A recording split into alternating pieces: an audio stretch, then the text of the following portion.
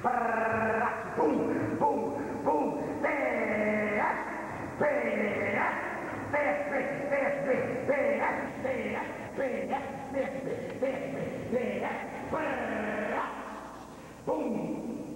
Eu sou de um tempo em que palavrão era nome feio.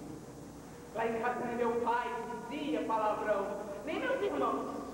Podiam até dizer com os amigos deles, mas em casa não se podia dizer nem merda. Merda! Muito menos gosto.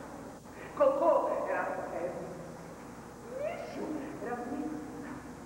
Eu só vim dizer e puta que pariu quando saí de casa. Fui dividir apartamento com uma amiga. Aí, Deus geral,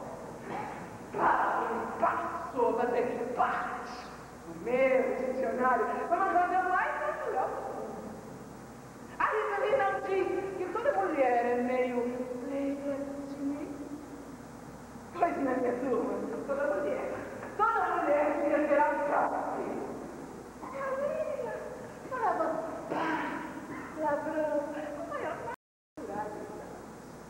E eu, liberada e resolvida, passei a falar palavrão como quem respira.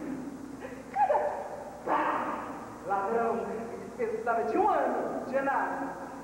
Para que não dizer que a psicanálise pela palavra, pois a minha psicanálise era primeiro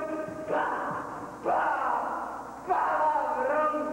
Eu não saía com trator, rasgando, ser um real e sair escroto.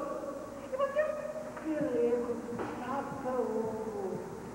E você um dedo duro, um faca foda. Repressão da família, da sociedade, do machismo, da educação e das picas.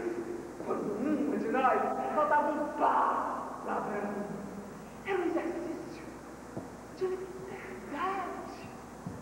Poder chamar buceta de buceta, de tabaca, perereca, periquita, xereca, xaxá, chininho, briga.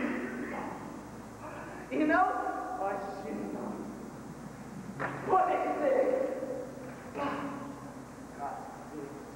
rola, piroca, pomba,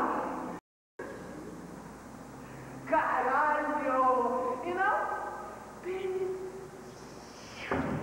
Puta merda! É uma delícia ficar puta da vida e poder dizer puta merda.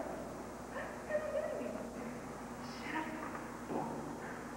e mandar um chauvinista tomar no cu. Aliás, por falar em tomar no cu, foi nesse tempo que bicha deixou de ser marica.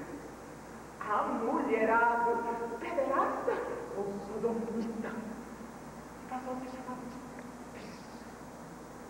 Nesse tempo, bicha ainda não era gay.